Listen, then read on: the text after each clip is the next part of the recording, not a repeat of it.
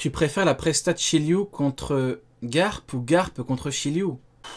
Bah, c'est toujours mieux Garp, hein. Parce que Garp, il lui a fait une technique de judo à la Teddy Riner, mais en termes de presta, Shiryu, c'est comme Kizaru sur Marineford, la presta. Sauf que Kizaru, lâche ou pas, je ne sais pas, il a tiré de loin. Quand Marco courait, il lui a tiré dessus. Est-ce que Kizaru est un lâche? Bah, si on me dit que Shiryu est un lâche, bon bah Kizaru également. Aokiji contre Jose, est-ce que c'est un lâche? Bon bah, certainement. Akainu devant Barbe Blanche, crise de cœur, est-ce que c'est un lâche? Peut-être. Garp contre Marco, Marineford, est-ce que c'est un lâche? Peut-être. Moi je sais pas. Moi je ne fais que de simples parallèles. Moi vous me connaissez, je ne suis qu'un homme de paille. Je ne suis qu'un simple homme de paille. Moi je sais pas. On me dit Shiryu est un lâche, donc j'imagine que tout le monde qui font la même sont des lâches. Mais bon, je ne suis qu'un homme de paille. Il faut la mort de Garp. Et je pense que c'est ici le mal pour un plus grand bien. Il a été témoin de l'horreur. Non mais plus sérieusement, je rigole, mais c'est la pure vérité. C'est la pure vérité. Pourquoi est-ce qu'il fait ça? Je n'ai jamais dit que Kizaru était plus faible que Marco en faisant ça. J'ai jamais dit ça. La nuance, c'est que je dis que ça ne prouve pas qu'il est plus fort que lui. C'est ça qu'il faut comprendre. Donc c'est comme pour Aokiji contre Jose. Parce que je pourrais très bien faire pareil. On me dit Shiryu a fait ça parce qu'il est plus faible que Garp. Bon bah ok. Allons sur ce terrain-là. Jose est donc plus fort qu'Aokiji. Vu qu'Aokiji l'a gelé par surprise. Ah bah non, là tu comprends pas Ryo, c'est pas pareil. Parce qu'en fait là il a gelé, il pouvait plus bouger. Bah oui, parce que c'est son fruit. Mais si tu veux, on prend un fruit qui ne peut pas immobiliser. Bah tiens, prenons Kizaru. Il doit tirer dessus à Marco. Ah ouais, mais là tu comprends pas, parce qu'en fait Kizaru... Eh ouais les mecs, je n'attendais que ce moment-là pour voir l'hypocrisie des gens. C'est dans ces moments-là que tu vois l'hypocrisie. Parce que quand tu parles de Marineford, c'était oui, mais tu comprends pas, ils sont bien plus forts, ils ont réussi à les toucher, c'est lui, il faut qu'il fasse attention. Mais quand c'est pour Shiryu, ah bah non, c'est un lâche. Non les gars, un petit peu de sérieux. Il faut un minimum de cohérence. Ne faites pas comme Garp, soyez cohérents. Ne faites pas comme lui. Eh oui les mecs, pourquoi est-ce qu'il fait ça? Bah c'est comme King, quand il coupe l'aile de Marco en 2 contre 1. Bah faut bien taper, faut bien affaiblir. Au bout d'un moment, mais est-ce que ça veut dire qu'il est bien plus faible? Bah non. Qui peut me dire ici que Marco foudroie King? Ça n'existe pas. À quelle heure Marco foudroie King, il est bien plus fort? Ça n'existe pas. Eh oui les gars, j'ai évolué, je ne suis plus l'homme de paille, je suis l'homme de pierre maintenant. J'ai évolué. Stop à l'hypocrisie les mecs. Si tu dis ça pour Shiryu, pareil pour Aokiji. Et moi ça ne me dérange pas. Vous voyez moi comment je suis honnête. Moi, ça ne me dérange pas. Tu me dis, du coup, Shiryu, c'est un lâche, donc tous les amis... Bah, ok. Bah, je valide. C'est bon. J'ai évolué, je suis l'homme de pierre. Je valide, tous les amis sont des lâches. Ah bah non, là, tu comprends pas, c'est pas pareil. Eh ben oui. Du gouvernement mondial. C'est l'incident d'Ohara, c'est les pleurs de cette petite fille et le sacrifice de son ennemi qui lui a fait comprendre que le gouvernement mondial était un système qui n'était pas viable. Je sers des dragons célestes, il est sûr et certain que la justice de Kuzan et celle de Garp sont les mêmes. Le but d'Aokiji depuis le tout début, depuis les flammes d'Ohara... Ouais, mais... pourquoi tuer Garp? Pourquoi faire en sorte de le tuer? T'as déjà gagné ta place. T'as ramené Pudding. Il aurait pu fumer Van Augure et ramener Pudding à la marine. Vous voyez ce que je veux dire? Mais non, il l'a ramené à Barbe Noire. Donc c'est bon, t'as déjà gagné ta place. Pourquoi tu veux en plus fumer Garp? Pour qu'il te fasse encore plus confiance. Je sais pas, moi c'est... Ça me désole. Hein.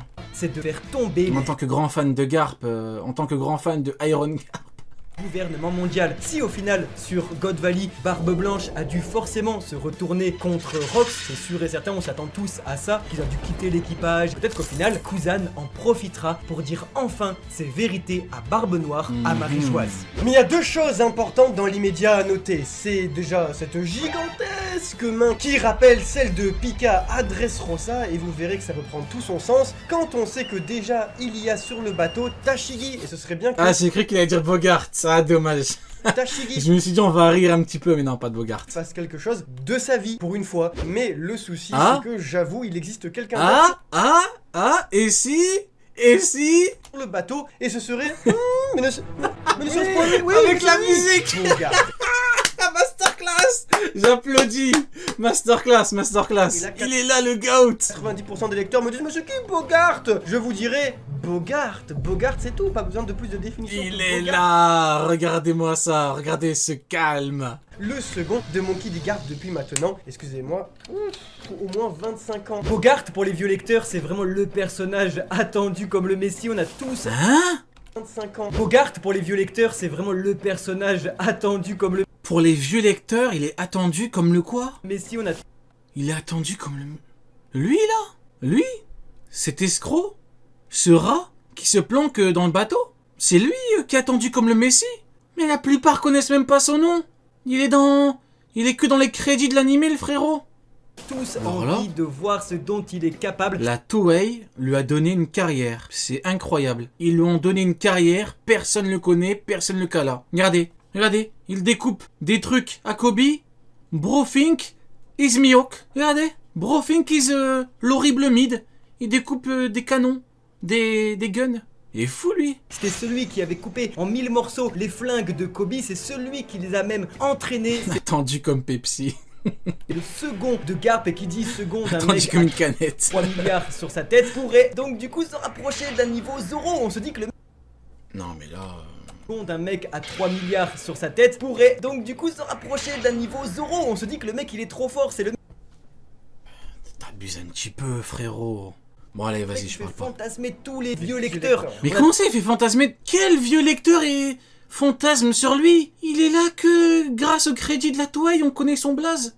Grâce au crédit de l'animé, le frérot. Et quelle heure les vieux lecteurs, ils attendent Bogart? Tu es un foutu vieux lecteur, je l'attends pas, ce mec. trop envie de savoir, donc du coup, comme il a coupé en 1000 morceaux les flingues de Kobe, est-ce qu'il pourrait pas faire la même chose avec la main de Ok, j'ai cru qu'il allait dire contre Shiryu, ok. Avalo Pizzalo? Et donc du coup, petit parallèle avec Zoro contre Pika, vu que les deux se ressemblent énormément, ce serait incroyable. Mais la deuxième chose à retenir, c'est également la présence à ne surtout pas oublier de Gecko Moria dans les cachots de Avalo Pizzalo. Mais quand même, les anglophones, je vous jure, ils ont du sang sur les mains. Ces escrocs. Ils ont hypé Bogart, ça a traversé toutes les frontières. C'est une dinguerie. Ce mec se planque comme un rat. Maintenant on nous dit, il est égal à Roronoa Zoro. Roronoa Zoro, il a sorti un power-up des enfers et il s'est chié dessus pour battre King. Et ce mec-là, les niveaux King. Non, je suis pas d'accord avec vous, les anglophones. Hein. Non, je suis pas d'accord avec vous, vous abusez. Hein. Je vous jure, vous abusez, c'est pas bien. Vous avez matrixé tout le monde. Du coup. Et ça, Ils ont dit approcher du niveau. Ouais, c'est pareil. Approcher du niveau, frérot. Abuse. Approcher du niveau de Zoro. Ça veut dire quoi, approcher du niveau? C'est comme ceux qui me disent non, j'ai jamais dit que Aramaki est niveau Yonko et il est proche du niveau Yonko. Donc, il est proche du niveau Yonko, il est pas niveau Yonko, mais selon toi, il peut one-shot King Queen en pleine forme. Même Kaido fait pas ça, un petit peu de sérieux. Il est proche du... Non mais proche du niveau Yonko, ça veut dire niveau Yonko, mais j'assume pas trop. C'est ça que ça veut dire, proche du niveau, ça veut dire... Non, après, je prends trop cette merde à cœur, moi aussi. Autant pour moi, je prends trop cette merde à cœur. Kobe, il est très au courant. En effet, en ayant sauvé Perona, il est... En vrai, peut-être qu'il pourra découper de la pierre. Hein. Moi, j'avais juste peur qu'il me parle de Bat Shiryu. Parce que c'est les anglophones, Bat Shiryu, au bout d'un moment. Shiryu, c'est Magellan avec le fruit de l'invisibilité maintenant, au bout d'un moment. Magellan, il perd contre Bogart, contre l'horrible Bobard. Peu de sérieux. dit que Moria se trouve dans les cachots les plus pros. King, il lui met une droite, tu lui pètes les dents de devant. Non, un petit peu de sérieux. Une patate. Il lui pète les dents de devant. Fond de la ruche. Et ça a toute son importance. Peut-être dans... Un Black Coffee de Queen, inerte au sol, Bogart. Inerte. L'horrible tocard. L'horrible Bobard. L'horrible Bigard. le premier temps immédiat de l'œuvre, à savoir que L'horrible Borat. peut-être que Gecko Il Moria... se plante comme un rat pendant que son capitaine combat. Il se fait planter par Shiryu. T'étais où? On va ouvrir ton dossier maintenant, sale fraude. T'étais où pendant que Garp se faisait planter? Va combattre. Vas-y, qu'est-ce que t'attends? Pourquoi c'est pas toi qui as protégé Kobe? Vas-y, va combattre. Y'a Hermep qui combat, toi tu combats pas, sale fraude. Sale rat, sale lâche. vu que Kobe pourrait aller le Je m'en libérer... fous, j'ai pas peur des mots, les mecs. J'en ai rien à foutre. Au bout des moments, faut savoir dire les termes. T'avais Hermep qui combattait. Hermep, c'est un peureux Hermep, hein. Un peureux, il combattait. Et lui, il fait quoi? Il se planque. L'horrible Bigard se planque. Peu de sérieux. pourrait permettre au Sword d'évacuer l'île malgré la mort de Garp, ou alors peut-être... Non, en vrai de vrai, quitte à le mettre en avant, tu mets Garp debout pendant que tout le monde part et tu mets Allez, je vais bien le dire pour une fois, je vais pas dire Bigard, et tu mets Bogart à côté de lui avec une punchline. Vous voyez, en mode, on va mourir ensemble. Allons embrasser la mort. Vous voyez, là t'aurais un bon truc pour l'horrible Bigard. Il y a Garp qui fait, Bogart, que fais-tu ici? On va mourir ensemble. On a combattu ensemble, on va mourir ensemble. Bon, il a pas vraiment combattu avec lui sur la ruche, ça c'est ironique, mais bon. Là t'aurais un vrai bail, vous voyez? Va en arrière. Non, on va y aller ensemble. On va combattre. Mais non, il se planque comme un rat, un petit peu de sérieux. Que Gecko Moria pourrait aider Kuzan. Et là, vous voyez, à la limite, t'as Garp qui le prend, par son costume, il le jette. En mode ultime sacrifice. Mais non, il se planque.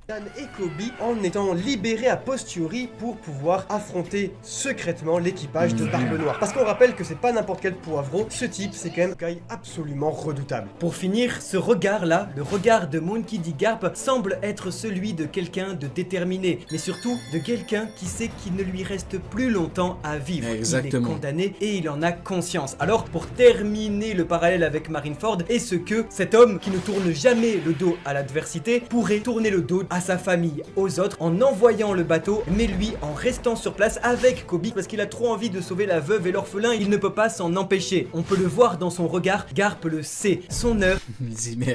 est arrivée. Et alors, il ne lui reste plus qu'une seule chose à faire, c'est se sacrifier, c'est mourir pour qu'au final, la justice l'emporte. Bon. Ça va pas parler de Shiryu. C'est dommage, bon, il avait rien à dire là-dessus. Alors que, in fine, on parle de sacrifice et tout, mais ce qui amène à ce sacrifice, c'est le coup de Shiryu. Donc ça aurait été un peu intéressant, mais bon, pas grave. En tout cas, j'ai bien ri avec l'horrible Bigard, l'infâme Bigard, l'horrible Borat, l'horrible Bobard, l'horrible Tocard. Mais sinon, les grosseilles, 5 niveaux Yonko.